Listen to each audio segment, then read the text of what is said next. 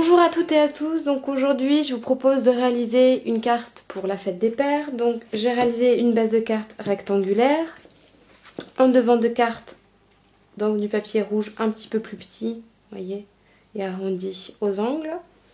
Une bannière sur laquelle est inscrite, enfin moi j'ai évidé le message bonne fête, mais vous pouvez parfaitement tamponner ou écrire le vôtre. J'ai réalisé un petit brad en papier et une petite moustache dans du plastique dingue. Alors cette fois-ci, je suis tombée sur des feuilles de plastique dingue en fait noires. J'ai trouvé ça assez sympa, j'ai eu envie d'utiliser. Je trouvais que pour faire voilà, cette petite moustache plastifiée, c'était parfait. Du coup, j'ai eu ni à la colorier, ni à l'imprimer, ni quoi que ce soit. C'était déjà comme ça au départ. Donc pour réaliser cette carte, ce que je vous propose, ça va être en fait de venir inscrire le mot papa ici. Mais au lieu de le tamponner ou de l'écrire avec un joli stylo, voilà, surtout si comme moi vous n'êtes pas très doué en calligraphie, je vous propose de venir l'écrire en perforant en fait à intervalles réguliers avec ce type de poinçon qui doit être par ici, avec un poinçon comme celui-ci ou si vous n'en avez pas avec une aiguille un petit peu conséquente. Donc pour ce faire, moi je me suis fait une sorte de gabarit en imprimant le mot papa plusieurs fois dans différentes tailles. J'ai arrêté mon choix sur cette dimension-ci et je viendrai par la suite perforer voilà, à intervalles à peu près réguliers mon texte pour qu'il apparaisse en étant ajouré en fait par des petits trous. Avant de faire ça, je vous propose de venir réaliser une petite partie ici qui sera un petit peu différente de manière à ce que ça soit un petit peu moins terne. Sous le papa, je vais venir tamponner cette plaque, donc je ne sais pas si vous voyez bien, ce sont que des petits points. Et pour ce faire, je vais utiliser une encre donc rouge, ça va faire un ton sur ton, c'est une encre un peu rouge foncé, c'est vermillon. Seulement, comme je veux qu'une seule partie de mon devant soit tamponnée, j'ai réalisé cette espèce de petit cache gabarit, si vous voulez, pour venir le mettre ici et ne tamponner que la zone qui évidemment sera évidée. Donc, il faut d'abord que je détermine quelle est la zone que je vais venir tamponner. Donc, pour faire ça, je viens à peu près placer les éléments. Enfin, j'ai plus besoin du dessous pour l'instant. Je vois à peu près comment je vais positionner les éléments. Le texte devrait être à peu près ici. Voilà. Alors, on va peut-être l'excentrer un petit peu le texte. Voilà. Donc l'idée, ça serait que ma vitre apparaisse à peu près ici. Voilà. Donc, je retire, en maintenant toujours celle-ci, la feuille du dessus. Je retire et je fais des marques en fait au crayon pour voir à peu près où est-ce que je dois situer ma fenêtre. Je viens vérifier qu'au niveau du bord, c'est à égale distance à chaque fois, donc 2,5. Donc vous prévoyez plus large que la fenêtre, mais du coup pas besoin de recouvrir l'intégralité du tampon. Donc comme vous le constatez, je ne sais pas si vous voyez, mais j'ai eu un souci en fait en tamponnant. Le motif c'est pas imprimé comme il faut, j'ai du mal à me débrouiller. Sauf que pour une fois, je trouve qu'un résultat raté peut être sympa parce que là pour le coup, ça donne un effet voilà un peu voilà, c'est pas hyper droit, hyper réussi. Enfin, en tout cas, c'est pas ce que je voulais faire au départ, mais au final voilà, ça apparaît, les points apparaissent dans certaines zones, moins dans d'autres. Donc ça fait un petit côté voilà enfin plus artisanal, on va dire, moins précis, que j'aime bien au final, donc je pense que je vais le conserver comme ça. Ce que je vais venir faire maintenant, c'est je vais prendre mon gabarit de lettres. Donc, je vais retirer la partie qui ne m'intéresse pas de toute façon. Et donc pour venir perforer, moi je vous conseille, si vous n'avez pas de tapis exprès, d'utiliser, moi c'est ce que je vais faire, un carton pour placer dessous, tout simplement parce que le carton sera suffisamment mou pour pouvoir être perforé tranquillement et ça n'abîmera pas votre travail en dessous. Alors je sais qu'il existe des tapis exprès, mais personnellement je n'en ai pas. Donc je vais venir voilà, voir un petit peu ce que ça donne.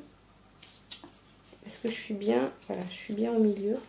Donc je me base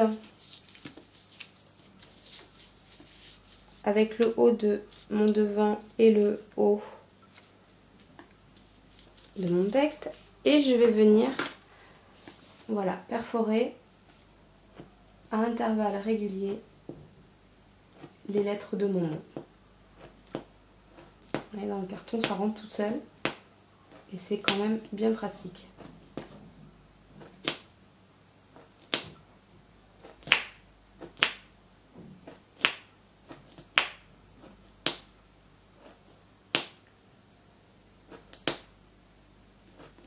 Alors, quand vous allez vous occuper du premier A, vous allez juste perforer l'extérieur et non la barre, puisque la moustache va venir jouer le rôle de la barre du premier A. Donc, le sachant à l'avance, vous embêtez pas à venir perforer le milieu de la lettre.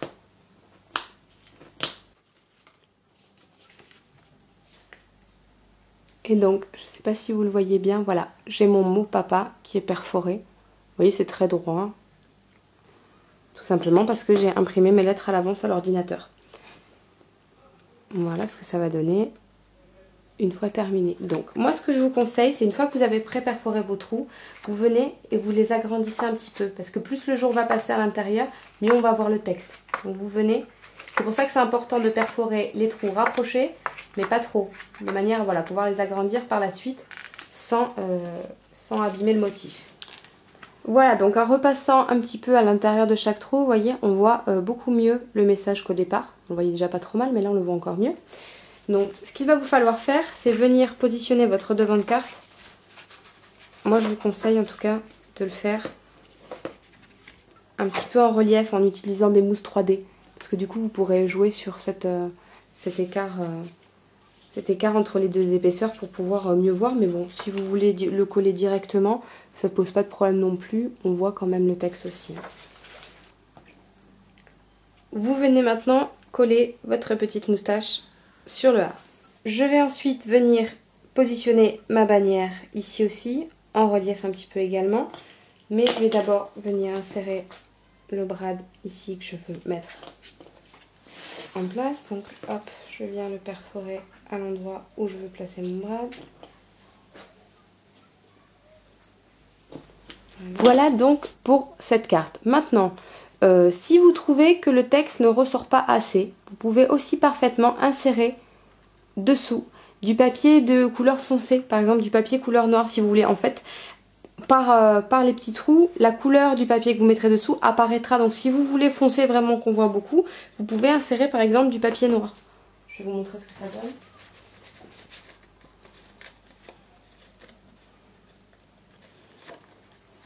Voilà, et vous aurez éventuellement, vous voyez, le noir qui ressortira peut-être un petit peu plus sous le texte. Je pense qu'au final, c'est ce que je vais faire. Alors, je m'excuse pour cette carte hein, qui peut... mais j'ai recommencé plusieurs fois. Enfin, aujourd'hui, évidemment, j'ai 3 milliards de choses à faire. Du coup, comme je suis pressée, je n'arrive pas à la faire correctement. C'est pas grave, hein, au final, je vais y arriver. Mais, donc, voilà, vous positionnez... Moi, j'ai mis voilà, 2 points de colle. Vous laissez passer votre papier, vous vérifiez que vous êtes bien, hop, vous appuyez. Et voilà, le papier noir est bien en dessous. Donc après, il ne vous reste plus qu'à, hop, voilà. Éventuellement arranger un petit peu. Mais voilà, vous avez votre message, votre papa qui apparaît bien. Le bonne fête, oui, voilà, qui apparaît assez classiquement. Donc après, je vais rajouter quelques embellissements pour finaliser cette carte. Mais bon, pour tout ce qui était un petit peu intéressant à vous montrer, je pense que j'en ai terminé. Voilà, je vais finir de décorer maintenant. Voilà donc pour cette carte de fête des pères que j'ai fini de décorer. Donc j'ai rajouté 2 petits strass ici et un dans le haut de bonne fête. J'ai rajouté ce ruban en le faisant passer tout simplement sous la tache parisienne. J'ai aussi réalisé une bordure en fausse couture au feutre noir que j'ai utilisé également pour noircir les petits trous en fait. Ce que j'ai fait, c'est que j'ai passé juste, c'est un stylo feutre, je vais vous montrer. Pas cet emboussi, voilà, celui-là, vous voyez, un petit peu épais. Ce que j'ai fait, c'est juste, j'ai juste passé, voilà, à chaque fois, hop, hop, hop, hop, dans chaque petit trou, sans forcer, sans grossir, pour pas que ça soit trop grossier, que ça garde tout l'intérêt, voilà, d'avoir perforé la carte. Mais vous voyez, ça ressort encore mieux. Donc après, ça dépend si vous voulez quelque chose de très clair ou quelque chose d'assez franc au niveau du mot papa. Donc voilà, bah écoutez, j'espère que j'ai pas été trop brouillonne. Je reconnais que j'ai eu beaucoup de mal. Que cette carte vous plaît. Et puis il me reste à vous souhaiter une très bonne fin de week-end et vous dire à bientôt.